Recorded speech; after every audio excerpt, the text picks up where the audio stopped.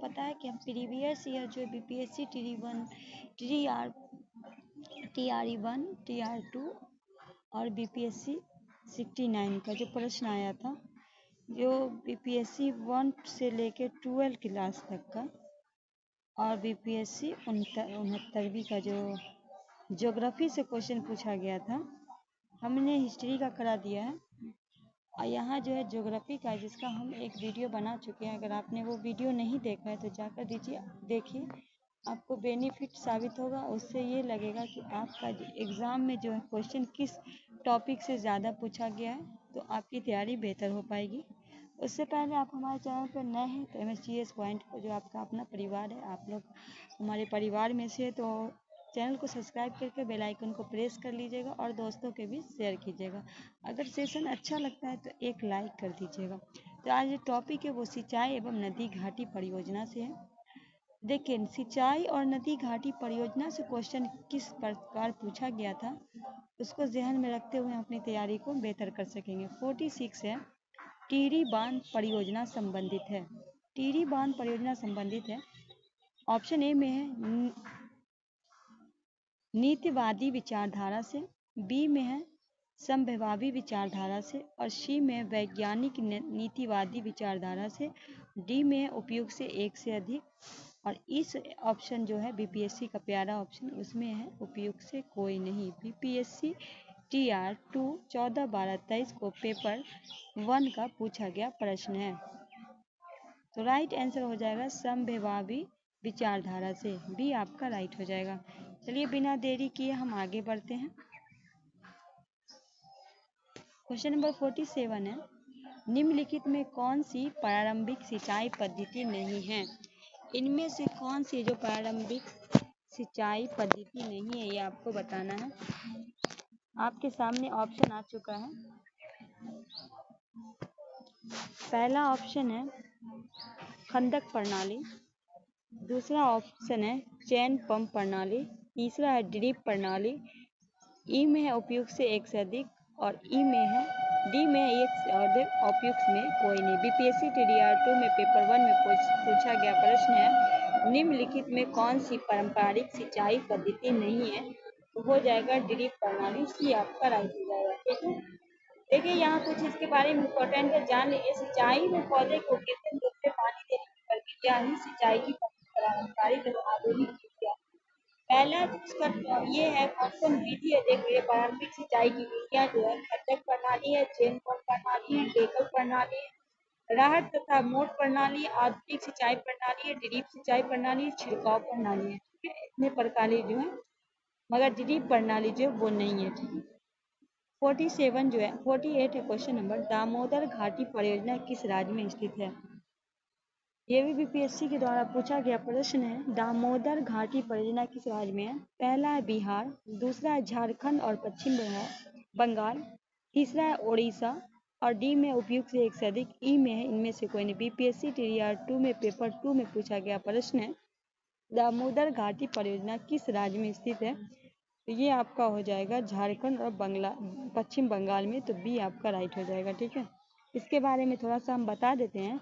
दामोदर घाटी परियोजना झारखंड और पश्चिम बंगाल परियोजना है। दामोदर घाटी परियोजना के तहत वर्ष 1948 में दामोदर घाटी निगम DVC की स्थापना हुई।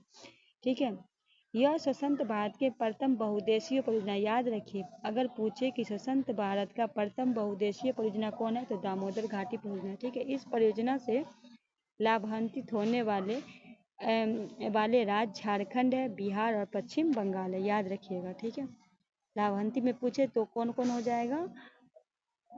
झारखंड, बिहार और पश्चिम बंगाल। 49 है, गंगा नदी किनारे दक्षिण किनारे से मिलने वाली सबसे बड़ी सहायक नदी कौन है? Ganga, which of the following the largest south bank के मतलब है गंगा नदी के दक्षिण किनारे मिलने वाली सबसे बड़ी सहायक नदी कौन सी? ऑप्शन ए में कोसी, बी में है गंडक, सी में है सोन, डी में उपयुक्त से एक से अधिक, ई ऑप्शन आपका वही प्यारा ऑप्शन है, इनमें से कोई नहीं। बीपीएससी TR2 में पेपर 2 में पूछा गया प्रश्न है, आपको बताना 1 मिनट। 49 का क्या हो जाएगा? तो कौन है? सी आपका राइट होगा, सोन है। क्या है?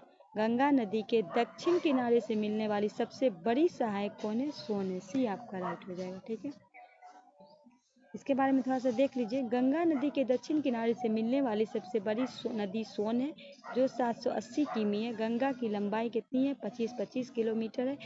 और पूरा कितना है? 25। अगर आप ऑप्शन में बताइए कि बिहार में कितनी है, ये बताइए। यमुना में 1300, कॉमेंट में बताइए। 1376 में गंगा नदी के दाहिनी से मिलने वाली भारत की सबसे बड़ी नदी है। गंगा ब्रह्मपुत्र से मिलकर विश्व का सबसे बड़ा डेल्टा का निर्माण करती है। ठीक है, देखिए क्या बोला गया है कि गंगा की लंबाई जो 25 है। यमुना 1376 की में गंगा नदी से दाहिनी की ओर जो मिलने वाली, अगर पूछे दक्षिण की ओर में हो गया सोन, जिसकी 728 किलोमीटर है।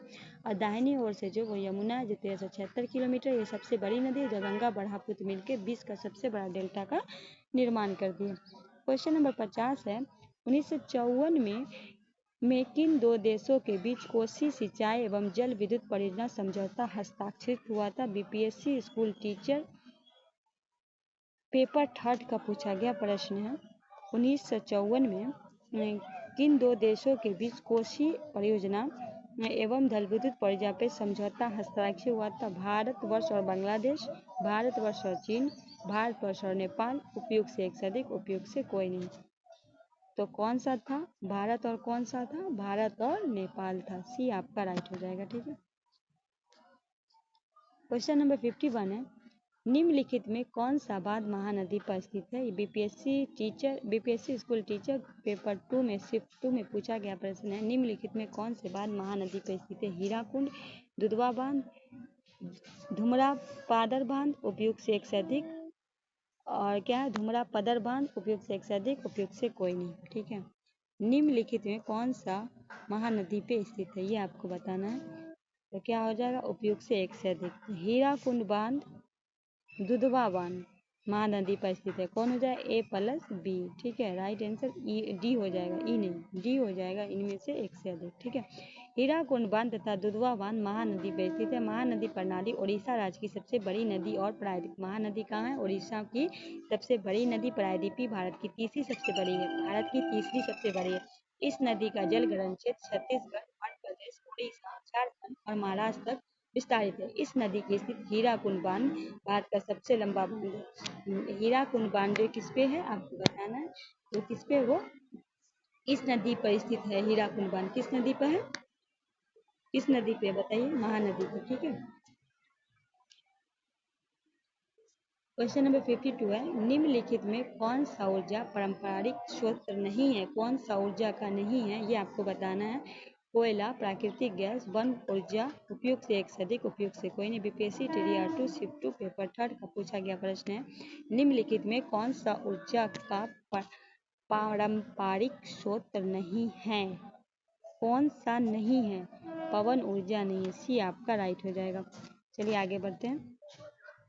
सेशन अच्छा लगे तो शेयर कीजिएगा, लाइक कर दीजिएगा। क्वेश्चन नंबर 53 है, मोनोजाइट रेत में निम्नलिखित में कौन सा खनिज पाया जाता है? मोनोजाइट रेत में कौन सा पाया जाता है?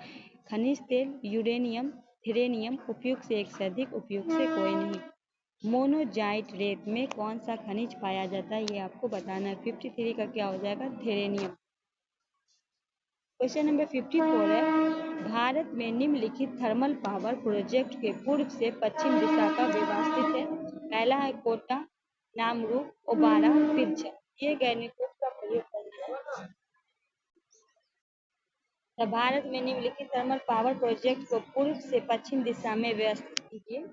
ठीक है, तो नीचे दिए कोड का प्रयोग करना है। 1 2 3 4 2 1 2 4 1 3 2 3 1 4, उपयुक्त से एक से अधिक, उपयुक्त से कम।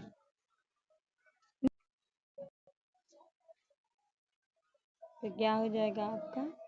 पहला हो जाएगा नामरूप, फिर ओबारा, फिर परीक्षा, फिर कोटा। राइट आंसर क्या हो जाएगा? सी हो जाएगा।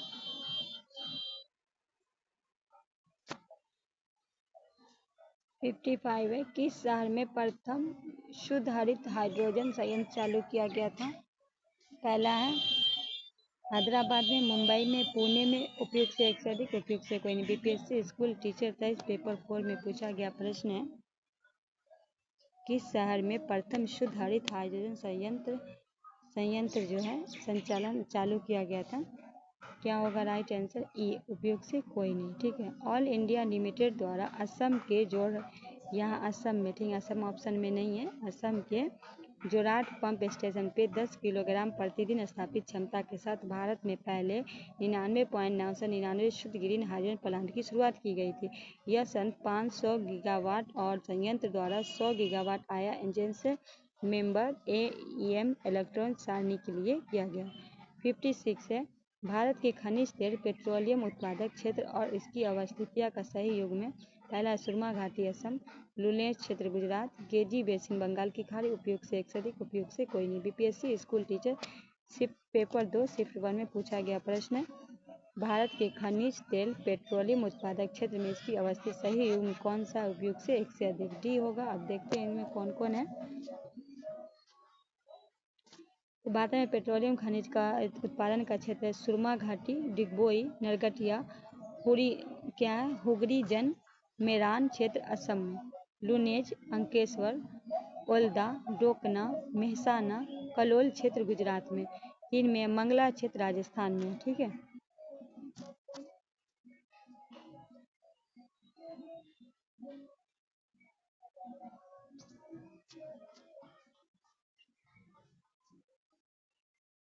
अब जो उद्योग और व्यापार से क्वेश्चन है 57 है, बिहार के किस जिले में रेशमी वस्त्र के उत्पादन सर्वाधिक होता है? मधुबनी, भागलपुर, औरंगाबाद, उपयोग से एक से अधिक, उपयोग से कोई नहीं। बीपीएससी TDR 2 पेपर 1 में पूछा गया है, राइट आंसर बी हो जाएगा भागलपुर, सिल्क सिटी के नाम से भी हम इसे जानते हैं। ठीक है, 58 है, बरौनी तेल शोधक संयंत्र बिहार के किस जिले में? सहरसा में, बेगूसराय में, मधुबनी में, उपयोग से एक से अधिक, उपयोग से कोई नहीं। तो ये कौन सा जिला है? बेगूसराय जिला है, बी आपका राइट होगा, बीपीएससी में पूछा गया प्रश्न है। ठीक है, 59 है, निम्नलिखित में कौन सा दो चरम स्थान पश्चिमी गलियारे से जुड़ा है? पहला है मुंबई और नागपुर, मुंबई और कोलकाता, सिलचर और पोरबंदर, उपयोग से एक से अधिक, उपयोग से कोई नहीं। बीपीएससी TDR 2 पेपर 3 का पूछा गया प्रश्न है, 59 का क्या हो जाएगा आपका? सिलचर और पोरबंदर, सी आपका राइट हो जाएगा।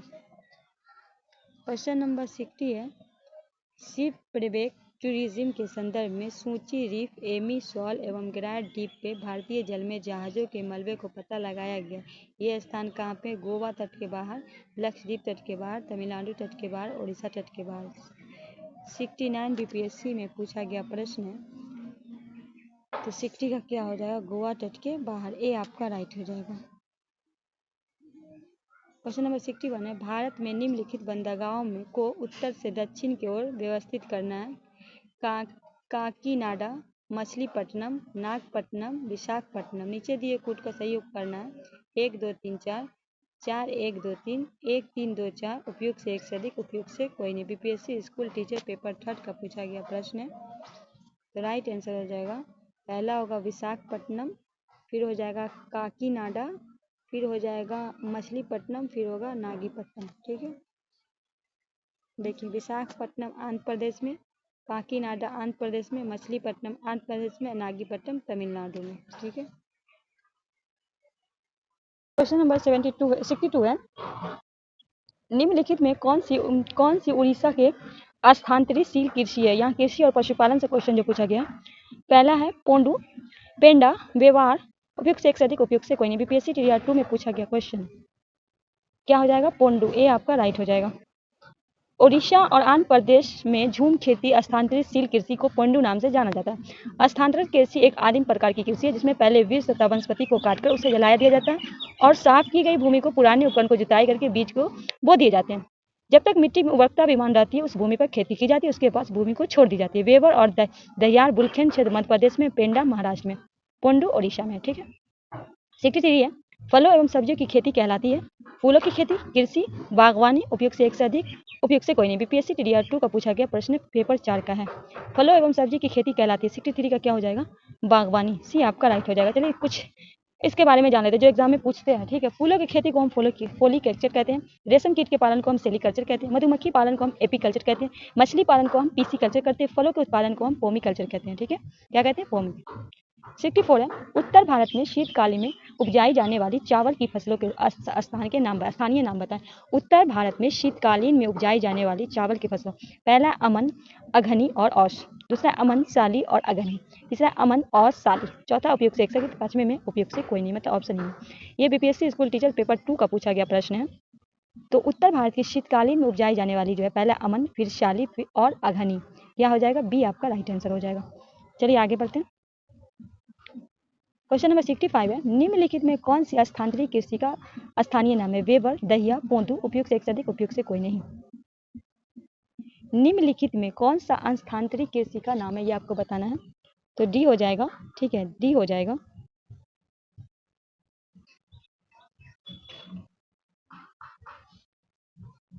क्या हो जाएगा, उपयुक्त से एक से अधिक। अब कौन कौन ये देख लेते हैं। दहिया और पोंदू, बी और सी, ठीक है। आगे देख लेते हैं। झूम उत्तरी पूर्वी भारत में कहा जाता है, बीवर और दहिया का बुलखेन मध्य प्रदेश में, दीपा कहा जाता है बस्तर जिला में, पोंडू कहा जाता है आंध्र प्रदेश में, ठीक है। तो दहिया और पोंदू जो है, दहिया और पोंदू जो है, उपयुक्त से एक से अधिक, डी आपका राइट आंसर हो जाएगा। क्वेश्चन नंबर 66 है, निम्नलिखित में कौन सा मिलीचिंग शब्द का व्याख्या करता है? पहला, फसलों के बीच खाली जमीन को पुआल जैसी जैविक पदार्थ के परत ढकना, दूसरा है कंटूर को पत्थर घास आदि से ढकना, तीसरा है खड़ी ढालों पे बनी वेदिका टेरेसा पर फल लगना, चौथे में उपयुक्त से एक से, पांचवें में इनमें से कोई नहीं। निम्नलिखित में कौन सा मिलीचिंग शब्द का व्याख्या करता है? तो फसलों के बीच जमीन को पुआल जैसी जैविक पदार्थ का परत ढकना, ए आपका राइट हो जाएगा। क्वेश्चन नंबर 67 है, निम्नलिखित में किसकी खेती जायद के मौसम में की जाती है? इनमें से किसकी खेती? तरबूजा की, खीरा की, तरबूज की, सॉरी पहला खरबूजा है, खीरा है, तरबूज है, उपयुक्त से एक से अधिक, उपयुक्त से कोई नहीं। बीपीएससी स्कूल पेपर 2 और बीपीएससी टीआर 2 में पूछा गया प्रश्न है, ठीक है। देखिए रिपीट किया गया क्वेश्चन है, 67 इंपॉर्टेंट बन जाता है। तो क्या हो जाएगा, उपयुक्त से एक से अधिक, ठीक है।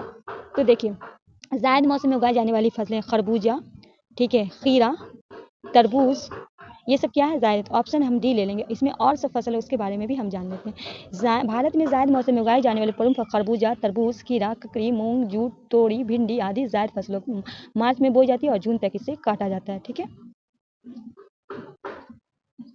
अब मानव प्रजातियां से कुछ सवाल है, 68 में देखते हैं। जीवाश्मों के आधार पर मानव की उत्पत्ति केंद्र है, अफ्रीका की रिफ्ट घाटी, मध्य एशिया, जेरूसलम, उपयुक्त से एक से अधिक, उपयुक्त से कोई नहीं। बीपीएससी टीआर 2 में पूछा गया पेपर 1 का प्रश्न है।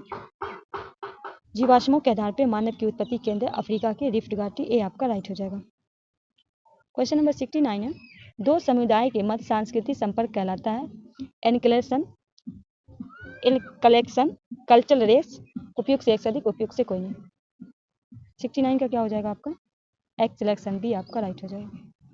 नेक्स्ट क्वेश्चन है, क्वेश्चन नंबर 70 है, किसी समुदाय को अनुसूचित जनजाति के रूप में घोषित करने के लिए आवश्यक विशेषताएं, आदमी लक्षणों के संकेत, विशिष्ट संस्कृति, बड़े पैमाने पर समुदाय के साथ संपर्क में शर्म, पिछड़ापन एवं भौगोलिक अलगाव, 1 से 2, 2, 3, 4, 1, 3, 4, उपयुक्त में सभी। बीपीएससी में पूछा गया प्रश्न 69 में, ठीक है। 69 का प्रश्न है, टीआर का नहीं है, बीपीएससी। उपयुक्त में सभी हो जाएगा, ठीक है, उपयुक्त में सभी होगा। किसी समुदाय के अनुसूचित जनजाति के रूप में घोषित करने के लिए उसमें क्या होना चाहिए, आदिम लक्षणों का संकेत भी, विशिष्ट संस्कृति भी, बड़े पैमाने पर समुदाय के साथ संपर्क में शर्म, पिछड़ापन एवं भौगोलिक, डी आपका राइट हो जाएगा। क्वेश्चन नंबर 71 है, विविध से प्रश्न था। कोयला नगरी किस स्थान को कहते हैं? सोहागपुर, रानीगंज, धनबाद, उपयुक्त से एक से अधिक, उपयुक्त से कोई नहीं। BPSC TR 2 paper 2 shift 2 paper 3 का प्रश्न है। कोयला नगरी क्या हो जाएगा, धनबाद, सी आपका राइट होगा। शांत घाटी केरल नीलगिरी पहाड़ी में स्थित शांत घाटी 1984 में राष्ट्रीय उद्यान घोषित किया गया। शांत घाटी आंदोलन एक ऐतिहासिक पर्यावरणीय आंदोलन था जो 1913 में शांत घाटी रिजर्व फॉरेस्ट के जल विद्युत परियोजना द्वारा बढ़ा जाने के लिए शुरू किया गया। शांत घाटी के बारे में यहाँ हम कोयला नगरी के बारे में बता रहे हैं। 72 है, मोटा अनाज को चमकारिक अनाज और भविष्य का फसल कहा जाता है, क्यों? मोटा अनाज को, पहला सूखी सहिष्णु फसल है, कुछ बाहरी कारक की आवश्यकता है, पोषण की दृष्टि चावल और गेहूं के बराबर, उपयुक्त से एक से अधिक, उपयुक्त से कोई नहीं। 72 का क्या हो जाएगा, उपयुक्त से एक से अधिक, डी आपका राइट होगा। देखिए मोटे को अक्सर उनके असंख्य स्वास्थ्य लाभों और तत्वों के कारण चमत्कारिक अनाज कहा जाता है। वे कठोर शुष्क वातावरण पनप सकते हैं जहाँ अन्य फसलें के संघर्ष करती है। मोटे अनाज चमत्कारी अनाज माने जाने के कुछ प्रमुख कारण है। जो है मोटा अनाज प्रोटीन, फाइबर, विटामिन और खनिज जैसे पोषक तत्व भरपूर होता है। मोटा अनाज में मोटा अनाज सूखा सहित फसल है। इसमें अन्य फसलों की तुलना में कम पानी, कम कीटनाशक की आवश्यकता होती है, जिससे यह किसानों के लिए पर्यावरण अनुकूल का विकल्प बन जाता है। गेहूं और धान फसलों के मुकाबले इसमें साइबुल फाइबर के साथ कैल्शियम और आयरन की मात्रा अधिक होती है। ठीक है, इसीलिए इसमें क्या हो जाएगा, ये भी सही होगा, ये भी सही होगा और ये भी सही होगा, इसीलिए उपयुक्त से एक से अधिक है। ठीक है, क्वेश्चन नंबर 73 है, भारत की स्थलीकृत मानचित्र किस संगठन के द्वारा बनाया गया जाता है। ठीक है, किस संगठन के द्वारा।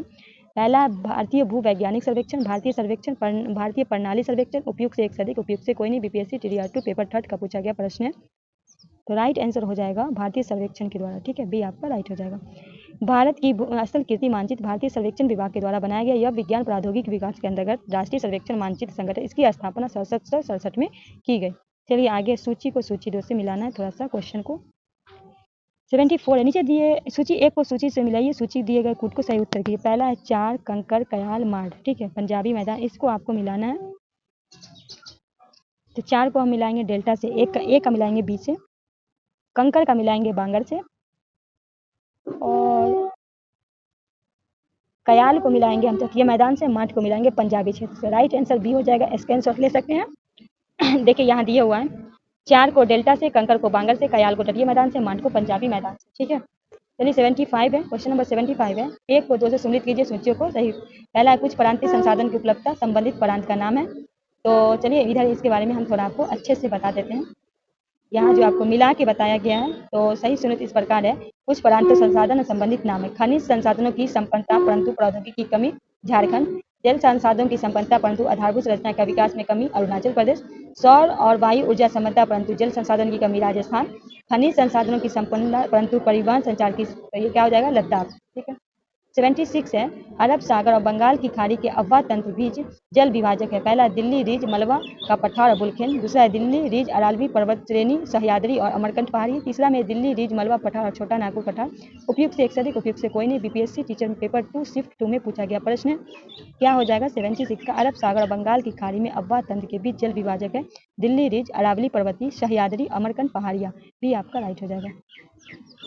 अब विश्व भूगोल से है प्रश्न है, ब्रह्मांड और सौरमंडल। ठीक है, क्या है, ब्रह्मांड और सौरमंडल है, तो इसको हम आपको कल करवाएंगे। ठीक है, ये जो है कल हम आपको करवा देंगे, विश्व भूगोल आपका करवा देंगे। ठीक है, आज के प्रश्न को हम यही खत्म करते हैं। कल का टॉपिक जो होगा वो आपका होगा विश्व का भूगोल। ठीक है, ब्रह्मांड और सौरमंडल के बारे में हम बताएंगे। दोस्तों कैसा लगा आज का सेशन हमें कमेंट करके ज़रूर बताइएगा, और दुआ करती हूँ कि अल्लाह आप लोगों को कामयाबी अता करे। चलिए मिलते हैं नेक्स्ट वीडियो में नेक्स्ट टॉपिक के साथ, तब तक के लिए हमें दीजिए इजाज़त। अल्लाह हाफ़िज़।